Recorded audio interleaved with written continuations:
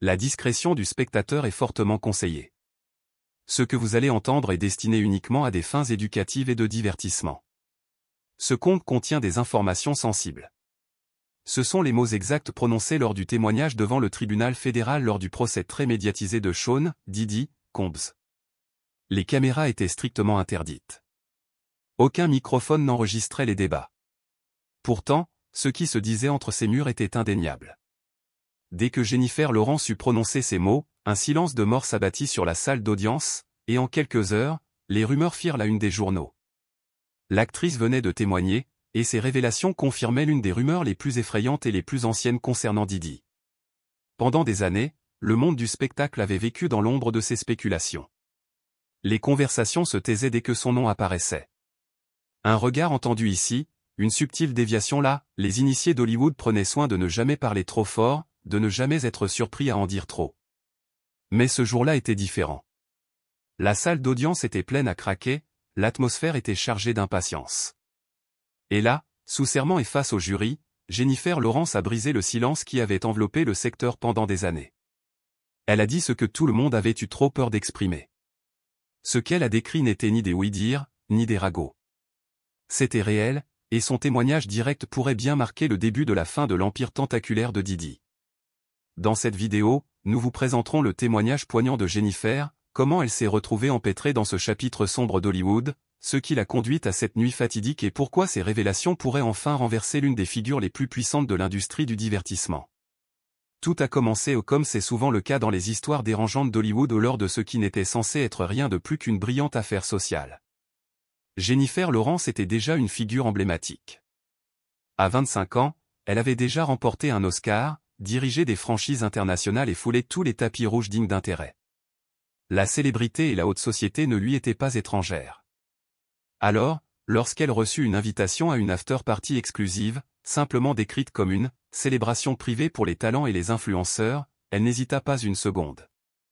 C'est là qu'elle a rencontré Sean Diddy Combs pour la première fois. Pour Jennifer, c'était une figure emblématique, un magnate du divertissement dont l'influence s'étendait sur des décennies. Elle avait vu son visage à la télévision et en couverture de magazines depuis son adolescence. Ces soirées étaient tristement célèbres, décrites dans les cercles d'élite comme somptueuses, élitistes et inoubliables. Elle supposait que ce serait une autre soirée arrosée de champagne et de folie. Mais ce qu'elle ne savait pas, ce qu'aucun d'entre eux n'a jamais vraiment su avant qu'il ne soit trop tard, c'est que les fêtes de Diddy fonctionnaient selon un ensemble de règles différentes. Selon des sources proches du dossier, Jennifer avait été invitée par l'intermédiaire d'un ami commun, un acteur dont l'identité reste confidentielle dans les documents judiciaires. L'invitation était formelle, mais inhabituellement rigide. On lui avait dit qu'un chauffeur viendrait la chercher, sans exception. On lui avait interdit d'amener des invités. Les téléphones étaient strictement interdits. À son arrivée dans la somptueuse propriété de Beverly Hills, on lui a remis un document. Un accord de confidentialité. Ce n'était pas un simple texte juridique standard, c'était épais, percutant, truffé de clauses et de menaces qui lui donnaient froid dans le dos. Jennifer avait déjà assisté à des événements privés. Mais celui-ci semblait déjà étrange. De l'extérieur, tout scintillait. Robe de créateur, traiteur gastronomique, musique diffusée par des enceintes dissimulées. Mais sous cette surface brillante, quelque chose clochait. Certaines zones du manoir étaient bouclées. Des invités étaient discrètement conduits dans des recoins isolés de la maison par un personnel qu'elle ne connaissait pas. Diddy, remarqua-t-elle, ne se mêlait pas aux autres. Il ne riait pas et ne buvait pas. Il observait. Debout en silence, chuchotant au personnel et observant certains clients avec ce qu'elle décrira plus tard comme une expression froide et calculée. D'autres témoins, dont les noms n'ont pas encore été mentionnés dans les documents judiciaires, confirmeront plus tard qu'il s'agissait d'un schéma récurrent. Les événements de Diddy comportaient deux volets, la fête que tout le monde a vue et celle qui s'est déroulée à huis clos. La vraie fête. Le rituel. Jennifer ne le savait pas à ce moment-là, mais elle était conduite vers la deuxième couche. Dans les jours et les semaines qui suivirent, elle commença à entendre des commentaires étranges de la part de personnes en qui elle avait confiance. Des amis lui firent des remarques énigmatiques. Une personne qu'elle considérait comme proche lui dit sans détour, « Ne reviens pas, Jen. Tu en as assez vu. Sois reconnaissante et oublie. » Elle a essayé de le laisser partir, mais le souvenir persistait. Des années plus tard, à mesure que les enquêteurs fédéraux approfondissaient les affaires de Didi, leur réseau s'élargit. Accords secrets. Dossiers scellés. Violation d'accords de confidentialité. Et finalement, le nom de Jennifer refit surface. Elle n'avait jamais été rendue publique. Mais les fédéraux disposaient de données, SMS, courriels, journaux. Et ils trouvèrent quelqu'un qui affirmait que Jennifer leur avait confié ce qu'elle avait vu. Cette personne avait enfin révélé son identité. Lorsque son assignation à comparaître est arrivée, son équipe juridique s'est battue pour la faire annuler. Ils ont échoué. L'ordonnance était ferme. Elle devait témoigner. Et quand elle l'a fait, la trajectoire de toute l'affaire a changé. Le témoignage de Jennifer Lawrence a débuté calmement, la voix posée, mais le corps tendu. Une salle d'audience bondée s'est penchée vers elle tandis qu'elle décrivait une soirée qui avait commencé sous le signe du glamour et s'était terminée par un moment qui, selon ses propres mots, a bouleversé à jamais ma vision de ce secteur. Elle se souvient avoir été prise à part vers minuit. Un homme qu'elle a identifié comme l'assistant de Didi s'est approché d'elle discrètement et lui a dit « Monsieur Combs aimerait vous remercier personnellement d'être venu. » On la conduisit à l'étage, passant devant 2 gardes silencieux, à travers un étroit couloir bordé de miroirs. L'ambiance changea instantanément. La musique s'affaiblit. L'énergie changea. En bas, on avait l'impression d'être dans un autre monde. Elle fut guidée dans une pièce au mur de velours rouge profond, sans fenêtre et au plafond curieusement bas. Des caméras étaient dissimulées dans les coins. Elle ne clignait pas des yeux, mais elle sut immédiatement qu'elles enregistraient. Des écrans s'allumaient sur un mur de grands moniteurs de sécurité, mais ce qui y était diffusé n'était pas la surveillance de la fête en cours. C'étaient des vidéos des nuits précédentes. Je n'ai pas reconnu tout le monde, Jennifer a témoigné, mais certains étaient des célébrités. Des gens célèbres. Ils ne savaient pas qu'ils étaient filmés. Elle s'arrêta, tremblante, et prit une gorgée d'eau point. Au début, j'ai cru à une farce. J'attendais que quelqu'un rigole. Personne n'a ri. Quelques instants plus tard, Didi entra dans la pièce aux côtés d'un autre homme dont l'identité reste obscure dans la vidéo. Il la salua nonchalamment et lui offrit un verre. Elle refusa. J'ai soudain senti que je devais partir. Quelque chose n'allait pas, dit-elle. Mais soudain, l'écran changea. Une nouvelle vidéo commença. Celle-ci était plus sombre, au sens propre comme au figuré. Une autre maison. Un autre rassemblement. À l'écran, des invités certains à moitié vêtus, d'autres agissant étrangement. Le ton avait complètement changé. Ce qu'elle vit ensuite, elle ne put le décrire en détail. Mais cela suffisait à la hanter. Et de quoi provoquer une onde de choc dans la salle d'audience. Certains portaient des masques. D'autres semblaient complètement inconscients d'être filmés. Dès que Jennifer commença à parler, un silence de mort s'abattit sur la salle. Elle raconta comment elle avait demandé ce qu'elle voyait exactement. Didi la regarda droit dans les yeux et dit « C'est comme ça qu'on contrôle les gens. Tout le monde cache quelque chose. C'est une question de contrôle. » De tout ce qu'elle avait vu et entendu cette nuit-là, ces mots la hantèrent le plus. Jennifer a décrit des scènes tirées des vidéos qui l'ont profondément glacée, des personnes visiblement ivres, certaines presque inconscientes. 2 personnes, 2 célébrités, lui ont été immédiatement reconnues, même si elle a choisi de ne pas les nommer publiquement en raison de contraintes légales. L'une d'elles pleurait, a-t-elle déclaré au tribunal. On ne voyait pas cela comme une fête. On aurait dit de la coercition, comme si on forçait quelqu'un à faire quelque chose qu'il ne voulait pas. Bouleversée, elle se leva et demanda à partir. Un garde du corps intervint, lui bloquant momentanément la sortie. Mais Didi leva la main, faisant signe à l'homme de la laisser partir. Elle n'est pas encore prête, dit-il froidement. Laissez-la partir. Jennifer descendit au rez-de-chaussée et, à sa grande surprise, la fête reprit comme si de rien n'était. Les verres trinquèrent, la musique pop retentit, les rires résonnèrent, les horreurs de l'étage étaient complètement dissimulées derrière un luxe soigné. Je n'y suis jamais retournée, a-t-elle témoigné. Et je n'en ai plus jamais reparlé, jusqu'à maintenant. Des rumeurs circulaient depuis longtemps à Hollywood au sujet d'une pièce secrète dans la demeure de Didi à Los Angeles, un lieu dont on murmurait l'existence dans les cercles d'élite, mais que l'on qualifiait publiquement de mythe hollywoodien. Cette chambre secrète était censée être équipée de matériel de surveillance, utilisé pour faire chanter ou manipuler les célébrités, un outil sinistre dissimulé sous le sceau de l'exclusivité. Pendant des années, elle a été traitée comme une légende urbaine. Mais Jennifer Lawrence a changé cela. Son témoignage n'a pas seulement ravivé la rumeur, il lui a donné de la crédibilité. Sous serment, elle a décrit la pièce avec des détails poignants. Pas seulement le décor, les murs tapissés de velours, les écrans stratégiquement placés, mais l'atmosphère. On ne se serait pas cru dans un espace de détente. On aurait dit, un espace conçu sur mesure. Un lieu non pas pour le divertissement, mais pour le contrôle. Lorsque les procureurs lui ont demandé si elle pensait que les images avaient été utilisées à des fins de chantage, Jennifer n'a pas hésité. Oui, a-t-elle répondu. Je pense que c'est exactement à cela qu'elle servait. Des exclamations de surprise parcoururent la salle d'audience. Puis arrivèrent les preuves visuelles. Les enquêteurs fédéraux lui montrèrent des captures d'écran obtenues lors d'une perquisition dans l'une des propriétés secondaires de Didi. Elle confirma les mêmes caractéristiques, murs de velours, caméra cachée et le banc rembourré distinctif placé devant les écrans de visualisation. Mais la révélation la plus effrayante restait à venir. Sur une capture d'écran, elle reconnaissait un homme qu'elle avait vu le soir de la fête, pas un invité, mais celui qui était entré avec Didi. Il n'était pas seulement présent. Il filmait. Réalisait. Il contrôlait la scène. La salle d'audience s'est mise à chuchoter. Les journalistes cherchaient des noms.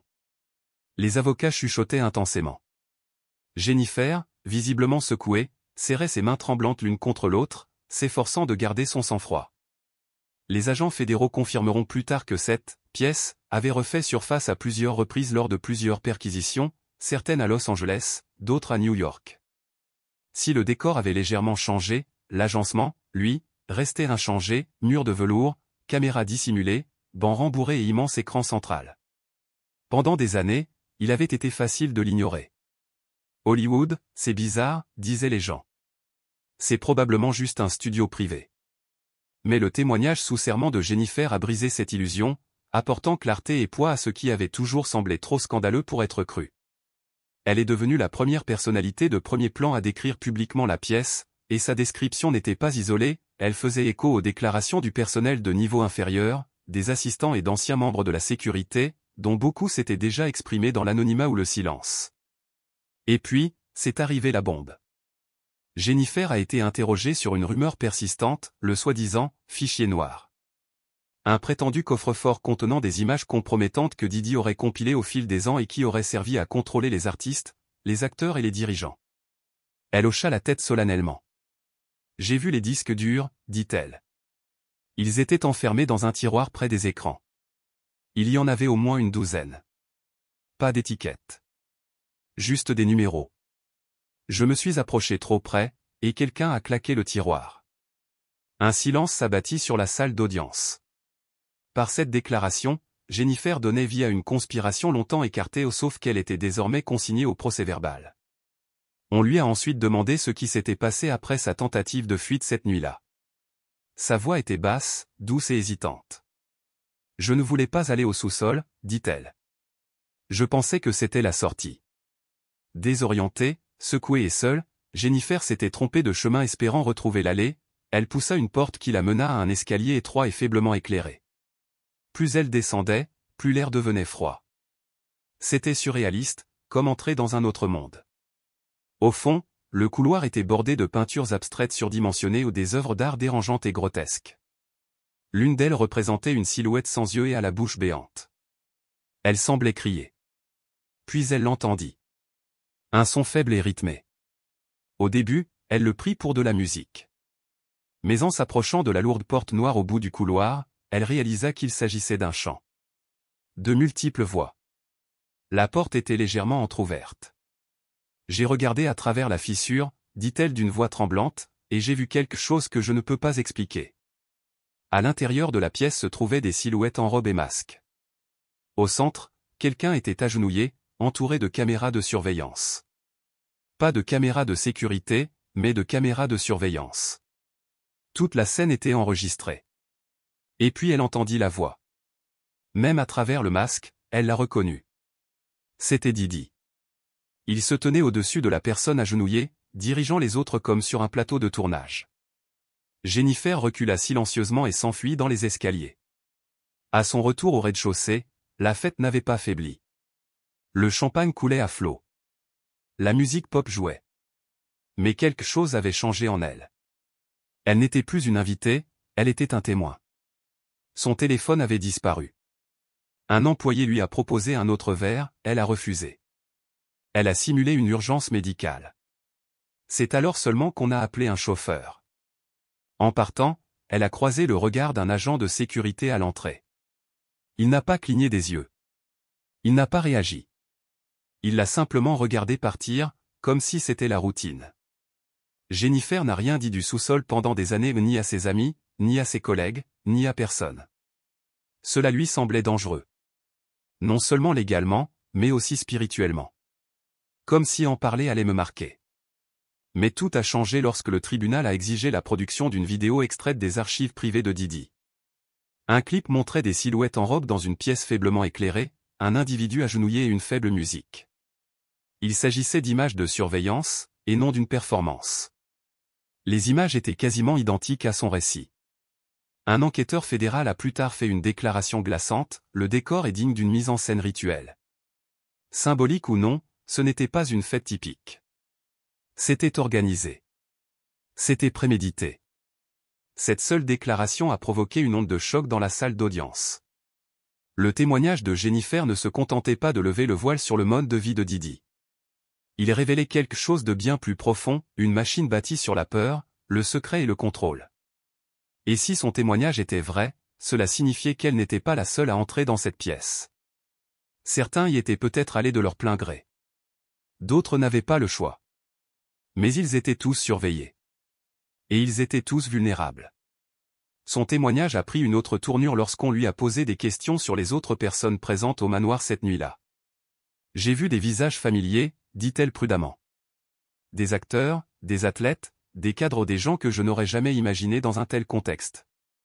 Le tribunal lui a interdit de révéler des noms en raison d'enquêtes en cours, mais les descriptions qu'elle a données ont clairement démontré une chose, il ne s'agissait pas de célébrités marginales. Il s'agissait de personnalités influentes dans le monde du spectacle, de la politique et des grandes entreprises.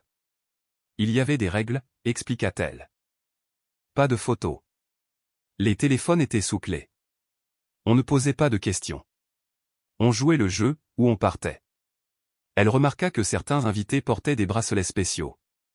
Certains se glissèrent derrière des rideaux de velours et ne revinrent qu'après de longs moments. Elle ignorait ce qui se passait derrière eux, mais les rumeurs étaient bien connues, la salle des miroirs. Jennifer hésita, puis continua. Il y a une histoire à Hollywood, dit-elle. Si on vous emmène dans la salle des miroirs, c'est que vous avez été choisi. Mais pas dans le bon sens du terme. Choisi pour être brisé. La pièce, prétendument bordée de miroirs et équipée d'un seul fauteuil inclinable, était devenue l'objet de spéculations dans les tabloïds depuis des années. Jennifer n'y était jamais entrée elle-même, mais elle avait vu ce qui arrivait à ceux qui y étaient entrés. Une femme était revenue pâle et tremblante. Un homme dont elle a refusé de prononcer le nom en était ressorti en saignant du nez et avait pris la fuite. Les enquêteurs fédéraux ont ensuite présenté les plans du manoir obtenus auprès d'un ancien entrepreneur. Près du couloir du sous-sol, une pièce intitulée « MR » a été découverte.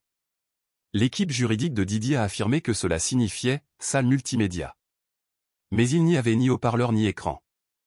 Juste une porte verrouillée et des panneaux en miroir. La rumeur avait toujours été tournée en dérision, jusqu'à maintenant.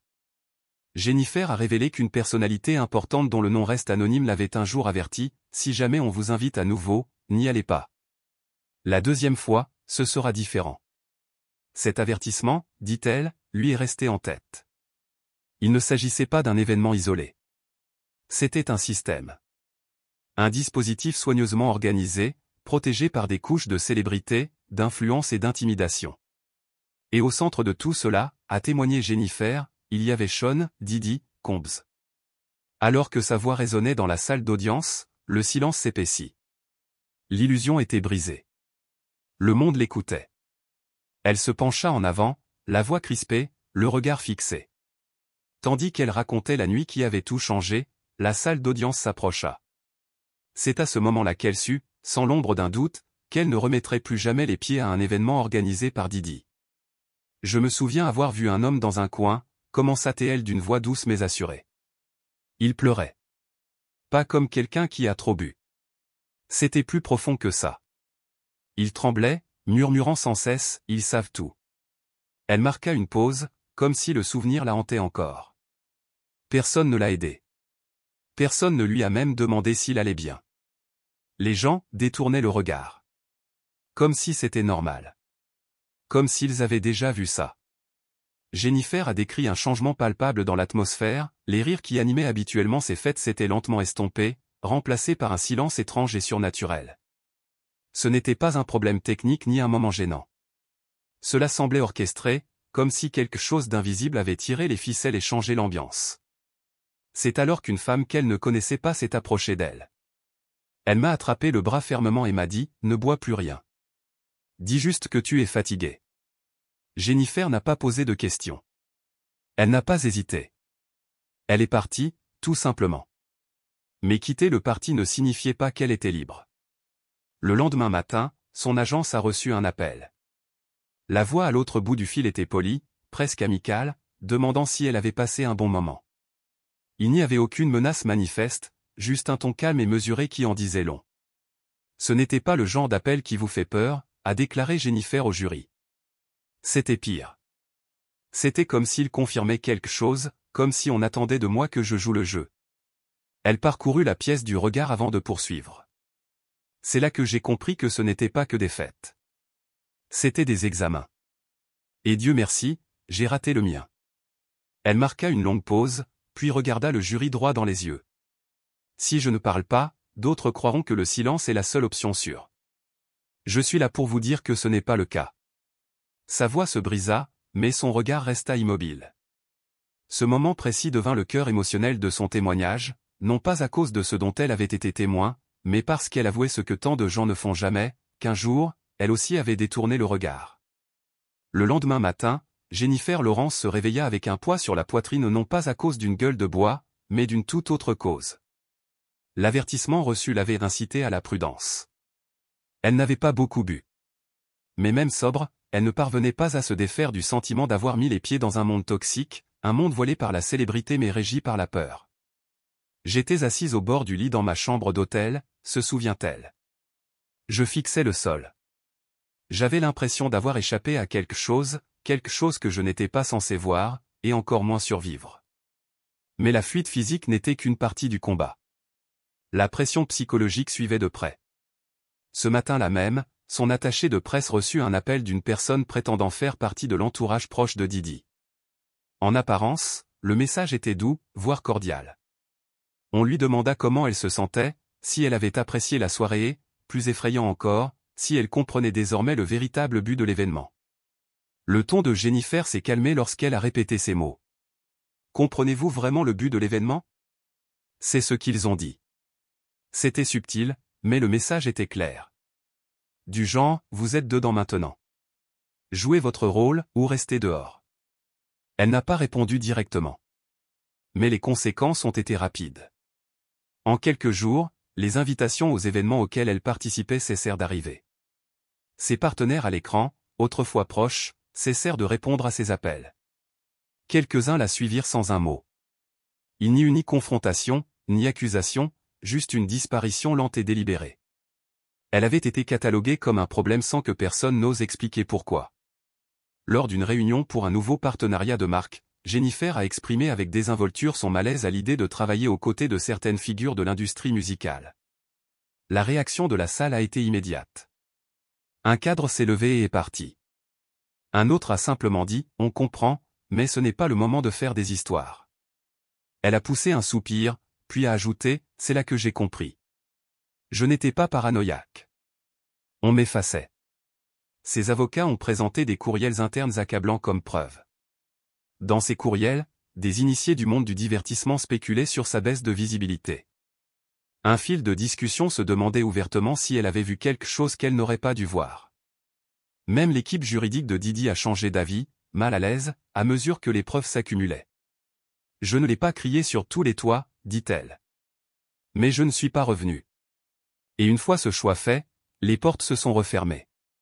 C'est comme ça que fonctionne la machine. Restez silencieux et vous serez récompensé. Posez des questions et vous serez coupé. Son témoignage a transcendé les détails d'une soirée. Il a révélé une vérité glaçante, l'industrie du divertissement protège souvent ses structures de pouvoir au détriment de ses citoyens. Alors que son récit touchait à sa fin, la salle d'audience retenait son souffle. Didi était assis à la table de la défense, le visage impassible, mais ses yeux rivés sur les siens. Et pendant un bref instant, chargée d'émotion, elle soutint son regard, sans sourciller. « Je sais ce que j'ai vu », dit-elle d'une voix ferme. « Et je sais que le silence est ce qui donne du pouvoir aux gens comme vous. » On sentait le changement dans la salle. Les stylos s'immobilisaient. Même la juge leva les yeux. Ces paroles ne faisaient plus partie d'un simple témoignage, elles étaient une mise au point. Jennifer a poursuivi, « Je suis dans ce métier depuis assez longtemps pour savoir ce qui arrive quand quelqu'un s'exprime. On obtient moins de rôles. On ne vous rappelle plus. Mais je n'ai plus peur de ça. Si garder le silence signifie être accepté, je préfère être exclu. » Lorsque l'accusation lui a demandé pourquoi elle avait choisi de parler maintenant, sa réponse a été simple mais dévastatrice. « Parce que les gens pensent qu'Hollywood, c'est de la magie », a-t-elle dit. Mais ce n'est pas le cas. C'est une question de pouvoir. Et si nous ne dévoilons pas la vérité, l'illusion devient réalité. Elle est descendue de la tribune, ni pressée ni nerveuse, mais posée, comme quelqu'un qui s'était enfin débarrassé d'un poids qu'elle portait depuis des années. Il n'y eut pas d'applaudissements. Juste un silence pesant et solennel. Didi ne parla pas. Mais son regard la suivit jusqu'à la sortie. Dans les heures qui ont suivi, le témoignage de Jennifer Lawrence a fait la une des journaux. Les réseaux sociaux se sont enflammés de hashtags, #Jennifer parle, #Hollywood Truth, #Didi exposed. Contrairement au scandale précédent, celui-ci n'a pas été balayé d'un revers de main. Il a bénéficié d'un élan culturel, alimenté non par le spectacle, mais par la vérité. Les chaînes d'information se sont empressées de convoquer des experts juridiques. Les publicistes de toute l'industrie ont commencé à effacer discrètement leurs liens avec Didi. De vieilles photos ont disparu. Des mentions ont été effacées. La machine qui le protégeait autrefois commençait à se retourner contre lui.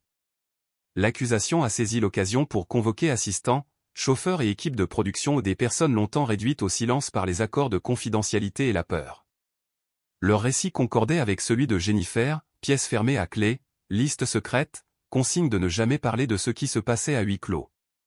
Ce qui avait été murmuré était maintenant dit à voix haute. L'équipe juridique de Didi a tenté de présenter l'affaire comme une tentative désespérée de regagner de la crédibilité. Ils ont diffusé des extraits d'elle riant lors d'interviews passées, tentant de la présenter comme incohérente. Mais la tactique a échoué. Les téléspectateurs ont reconnu ce qu'elle était, une diversion et une diffamation. Puis vint le coup final. Un email interne divulgué provenant d'un haut dirigeant d'une importante plateforme de streaming disait « On ne peut pas risquer Jennifer pour l'instant. Elle a ce regard, comme si elle avait vu quelque chose. » C'était la validation dont son témoignage n'avait même pas besoin, mais que le monde ne pouvait ignorer. Jennifer n'avait pas accusé avec fureur. Elle n'avait pas pleuré à la barre. Elle avait simplement dit la vérité. Et ce faisant, elle avait allumé une allumette que d'autres avaient eu trop peur d'allumer. Son histoire est devenue un symbole.